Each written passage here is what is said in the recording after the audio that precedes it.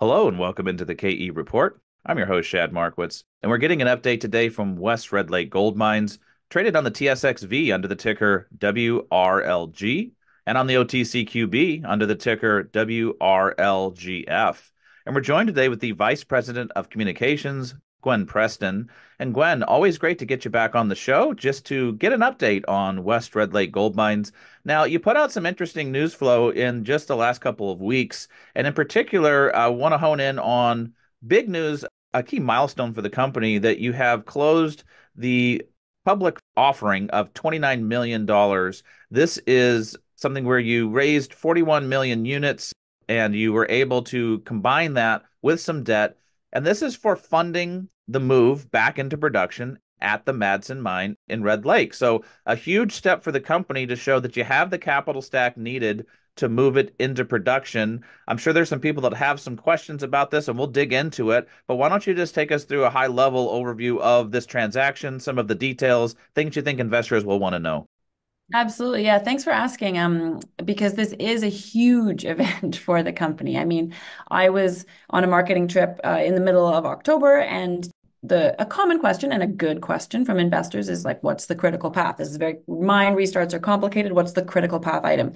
And the blunt answer was, well, we need to access the capital. We need to put a big chunk of capital in the bank so that we can carry through on all of these projects and all of the definition drilling and underground development that's being done so that when we turn this mine back on again, our goal to do that, of course, is next year, we're ready. We have access to lots of different parts of the deposit. We have enough working faces. We know we have enough confident mineable inventory, that we have a good runway. This is the work that has to happen before restart, and it costs a bunch of money. We're basically building a mine, even though we haven't made that sort of official statement. We're building a mine and we're going to turn it on next year. So we're spending a lot of money. We needed to access more money. And we put a lot of thought into how to access that money. When you're this close to production, there's a good number of options on the table, you know. So we looked at debt, which is part of what we ended up going with. We looked at a stream.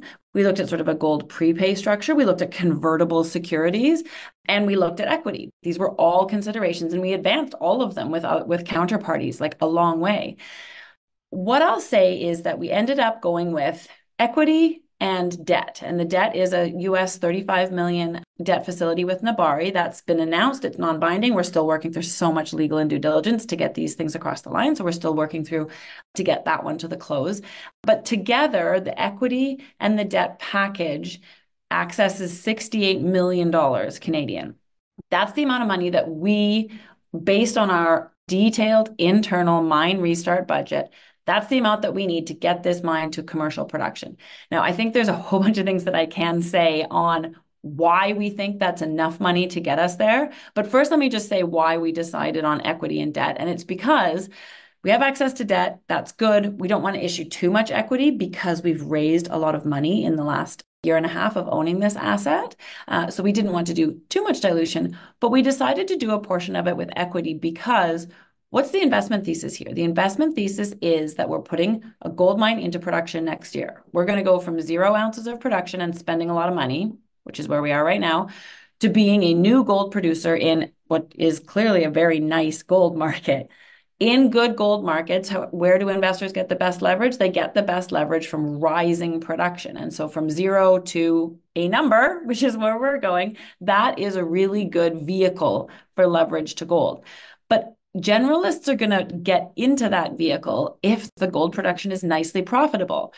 We're confident in this gold environment that we are going to make good money at this mine, but you don't want to burden your asset too much, right? So we reduced our debt to just 35 million US, and we did the rest with equity. We also had a lot of appetite for equity in the market, and so that was nice to have, and it created that option. The downside, of course, we're seeing it in the share price right now, is that we just issued another 40 million shares. And so some of those are being sold. It was free trading right out the gate. Some of them are being sold. We basically have to work through that new issuance of shares in the market. That's my job, is to make sure that we get out there and get the story and get enough interested buyers out there to work through that liquidity. But we just decided to do a chunk of the needed capital in equity so that it was done. Take the hit in the share price now, put the money in the bank, and be able to put our heads down and focus on getting this asset into production. We have the debt that will carry us through. Once we've spent this equity, the debt will come, will be aligned by then. And then we have the capital that we need to get this thing into production so that we can deliver the thing that we've always wanted to deliver, which is a vehicle for gold leverage in a rising gold market. That's the reason West Red Lake was created, and that's what we're still focused on doing. We put a lot of thought into how accessing new capital would impact that investment thesis, and this was the decision that we came to. All right. Well, I think that's a nice way to unpack it as far as the balance between the equity and the debt and the thinking behind it. That yes, when you have a rip-roaring gold market like we do, and if you're going into production next year, you don't want too big of a debt overhang because there are analysts and different fund managers that would come in and ding you for that. So now you're going to have the ability to pay back the debt quicker. But I'm sure, Gwen, a lot of people are wondering, with the history of what we have seen over the last couple of years with mine builds, is it enough? Are you going to be going back to the well over and over again? I'm not going to get into all the train wrecks we've seen and the bodies along the side of the road, but people are going to wonder, is it enough? Do you think that it is, and why? Absolutely. I mean, really good question. So we have a really detailed internal mine restart budget, and that budget includes working capital through ramp up. And I think it's really important to underline that we're a mine building team, and we're a mine building team who's very aware that we're working with an asset that has failed before and in a market that's seen a bunch of failed assets. All of those are reasons for us to be conservative in what we're expecting this asset to be able to do as we ramp it up. So our mine plan is absolutely a conservative approach to what this asset can do through ramp up. And that's important because we're not saying, okay, as soon as we turn this thing on, we're going to be able to produce max ounces of gold, and that's going to generate this much capital, and that's how we're going to, make sure that we have enough money. No, that's not our approach. We are being conservative in our expectations. And so when we say that 68 million Canadian is enough to get us through the ramp up, that is our expectation based on the current conservative version of our ramp up plan. Things can happen. Of course, this is mining. Mines are so incredibly complicated. And so that's why we're able to say with confidence, with confidence based in that internal mine restart plan. Internal just being, we haven't issued the PFS yet, so we can't talk to you about tonnage and grade and cost and whatnot. That PFS is coming. It's around the corner. So I'm really excited that soon I won't have to talk about this secret internal mine restart plan. We'll be able to talk about one that you can also look at. I'm very excited for that. But until we get to that official document, it's our internal plan. It's a conservative plan, and that's where we based our capital need number on, was that plan. So that's why we believe this is enough money to get us there. And we're going to do our very best to make that the case. Well, it is going to be exciting to see the PFS. And so I do want you to remind us when you think that's slated for, but you have put out news just on Halloween, on October 31st, that the mine restart plan activities have continued to moving along. And there's a lot of bullet points in here, but just a couple that jump out to me is that you're working on the tailings dam lift. You've got more definition drilling so that you have more of those high confidence ounces. I know when we talked to Shane last time about a couple months back, he was talking about the camp being built and, just some of the test mining and the bulk tonnage sampling that you guys have been doing. So maybe just talk to us, since the PFS is not out, about any of those areas where you think there's legitimate progress going by that you've already press released.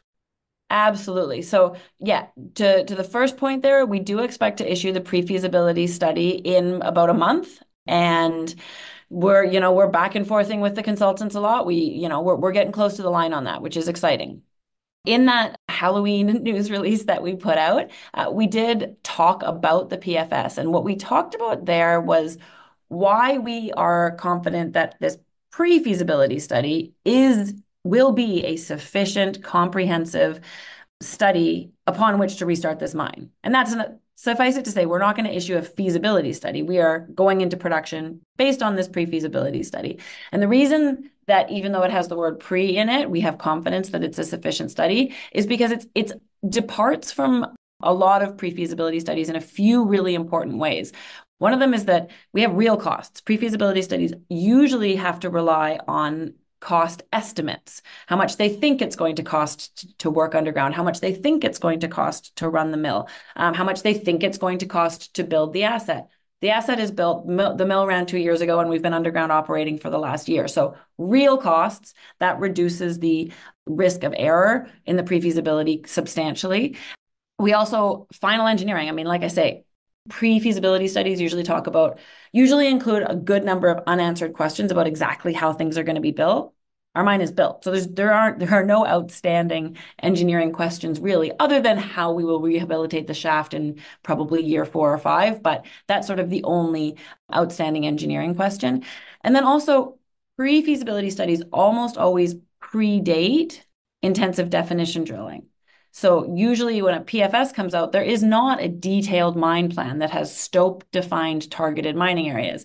But we've been definition drilling for the last year, and we've completed 43,000 meters of that definition drilling. So we have a year and a half, like 18 months, about 100,000 ounces of stopes designed because we've done that work already. So that's all just to say the pre-feasibility study coming soon. It will be the plan upon which we plan to restart this mine. And that's really exciting to get that document out so everyone can see what this mine that we keep saying we're going to start will look like. And that pre-feasibility study is going to come out in the next month. There were a lot of other things in that news release that we touched on. The site is very busy as we push towards restart next year. We completed a tailings dam lift, which was really gratifying to us because it came in ahead of schedule and under budget. And so, major earthworks projects can often be the thing that cripples when we talk about mine failures. Earthworks projects are high on the list of things that can trip up mine builds. And so we were really happy that we had good collaboration with the contractors and we got that tailings dam lift completed ahead of schedule and under budget. There's a big section on all the definition drilling. I just talked about that. There's a long section in there that shows all the drill bays that we've been drilling from. It shows how many different parts of the deposit we've been touching. Talks about how we decided which parts of the deposit to focus on for the early years of mining. And that's basically, we looked for areas that have a good combination of tonnage, grade, accessibility, and potential for expansion. So like drill hits that are nearby but hadn't been pulled into the resource. So lots of work ongoing that will never stop. Definition drilling this Madsen resource because we believe that the 20-meter drill hole spacing that was the basis of the mineral resource estimate and was the basis of the mine plan upon which the prior operator worked isn't sufficient. We believe that in Red Lake, you need something more like 7-meter drill spacing, and that's what the definition drill program is about. And then, underground development, just this year, in 2024 year to date, we've done over 2 kilometers of underground development. And interesting, that adds to 19 kilometers of underground development that was done in modern times from 2019 to 2022. If you think that it costs $7,000 to do 1 meter of underground development, and it takes a long time to do significant underground development, think about how much value and time savings there is in 21 kilometers of established modern underground access. I mean, we have a lot of access to this deposit, and that's really fundamental to why we think we can put this mine into production as quickly as we have been doing, and that we're going to have the optionality to access all kinds of different parts of the deposit, which is really important in an underground mine. And then we talked about getting the mill ready for restart. We want to be able to be ready to turn that thing on in Q1 so that we can just get it rolling, process some of those bulk samples, which are coming from the test mining program. That thing is about the miners getting their feet under them, testing all the different areas, getting used to doing it. And that is also underway. So it was a big news release, which is why I just talked nonstop, probably for 4 minutes. Well, it was great, Gwen, to get a lot of those updates. Two that I want to maybe dig in on just a little further. The underground development, another thing that I think is important, and I'm not sure the market has awoken to this yet, is that connection drift, where you're basically connecting 2 different parts of the mine for multiple reasons. I would think that, number one, it's going to help with efficiencies in the mine, but it also allows for underground drilling to some of the targets that would be way too costly to do from surface. So maybe to speak about where that is in the process and the importance of the connection drift. Yeah, for sure. The connection drift is absolutely a big part of what we're doing underground. So there's a crew that is only focused at any given moment. There's a crew that's focused on the connection drift. And then there's a crew, at least one crew that's focused on development for definition drilling. And there's probably another crew that is somewhere in the mix, back and forth between those. And so, yeah, the connection drift is because the prior operator initially had a mine plan that collared a new modern portal that we now call the East Portal. And that was going to access the majority of the Madsen resource, the Austin zone, from the other side with a modern, sort of not as steep, not as twisty, turny, bigger ramp and portal. And they started that work, but then they ran out of time and money. So they changed their mind and went over to the historic West Portal, which is a useful portal. It obviously accesses the operation, but it is small. You can only fit 30-ton trucks through it. It twists and turns. It is quite steep in places, so it's not the most efficient for trucking. And when you come out the West Portal, you have to drive across two public roads and past the town of Madsen to get to the mill. And the challenge there is that to cross public roads, you have to be on a insured vehicle. So you have to dump the rock out of your underground truck and reload it into an insured surface truck. That's a cardinal sin in mining, dumping and reloading your ore. And just inefficient. You couldn't drive past the town at nighttime, things like that. So the connection drift is really helpful. We expect it to be really helpful in underpinning an efficient operation. We're going to be able to use bigger trucks. They're going to have a smoother ramp with less gradient and fewer twists and turns. They're going to come out a portal that's right beside the crusher, that's right beside the mill. We won't have to dump and reload the ore, and we won't be restricted to daylight hours for moving our material. So really an important efficiency project. It's a 1.2-kilometer tunnel. This is a $10 million project that we're doing ahead of mining because we really want this mine to operate efficiently. I said, what's the investment thesis here? A profitable new gold mine. Profit in mining. I mean, there's a few things that are required for profit in mining. The grade that you expect, for sure. And then efficiency, because that allows things to come in at the costs that you expect. And so the connection drift is fundamental to that. Work is ongoing. So we started working on that, gosh, I forget, 2.5 months ago now. And we will be finished that by the end of February because we are funding it with some flow through money, CDE, Canadian Development Expense Flow Through funding. So to spend that money in the time frame that the tax people require, we have to get that thing done by the end of February. So that's underway and we're very excited about that project. Yeah, and I think just the ability to use that funding speaks to the importance for the exploration side of it as well as the operational side. So it's an important piece of the puzzle here for the underground development. And then the other thing I wanted to dig in a little further was the mill pre-commissioning. So a lot of people know that this mill has already run before, but you guys did a big cleanup program, I don't know, earlier in the year, and you found all kinds of things that could be optimized, including a lot of gold that was still trapped in it. And you actually poured some gold out of it, which just goes to show that needed some optimization. But I think a lot of people still believe there were some issues as far as everything running correctly. What kind of confidence would you give people listening that all this mill pre-commissioning, that you have it dialed in this time? Yeah, good question. So the mill is the asset, the part of the Madsen mine that we probably have the most confidence in. There were some specific issues, and you pointed to one of them, which was, the fact that we found remnant gold and a fair bit of it because there were liners in the SAG mill that were incorrectly installed. And so that created a bit of a gap between the liners and the shell of the mill, and heavy gold will find its way to the exterior of everything. And so gold actually hid away in that unexpected gap.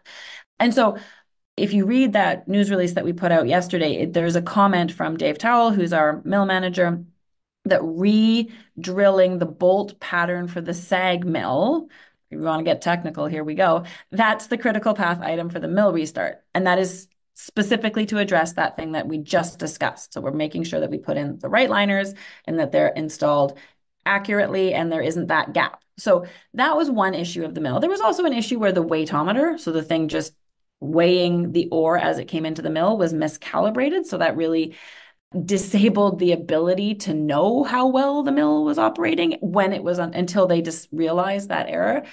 But the actual nuts and bolts, the heart and soul of the mill worked really well. Like once you accounted for the missing gold and accounted for the miscalibration of that weightometer, the mill achieved better than 95% recoveries and had throughput above its 800 ton per day nameplate. The mill was a great piece of machinery. And Dave Towell is the guy who ran the mill for Pure Gold, and we brought him back to run the mill for us. So consistency also really helps. Someone who's intimately familiar with your piece of machinery is always going to be a benefit.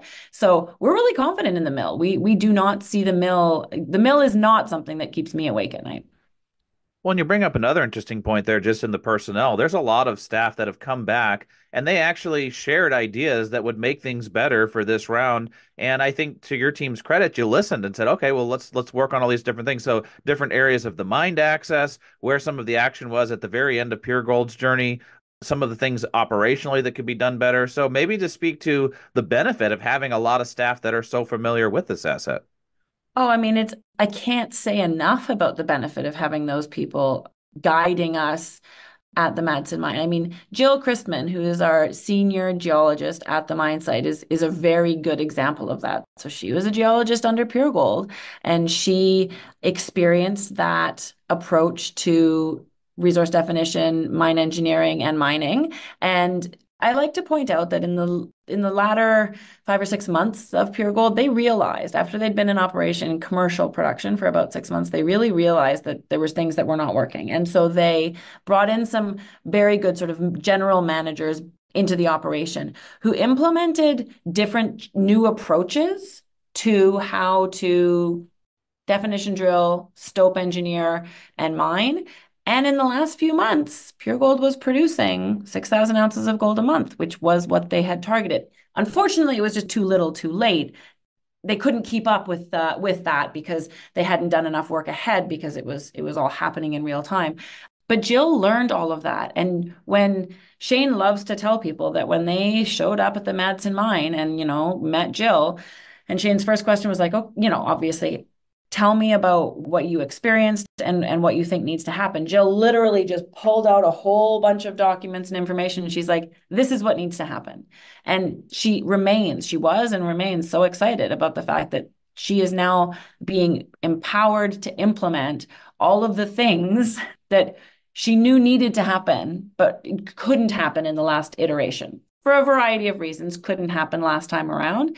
Now it's happening. And so her depth of knowledge of the resource is just unreal. I mean, Sam Bates, who's our mining superintendent, also very experienced with the asset. Mike Prozek, who's our mine general manager, has been there for 5 years.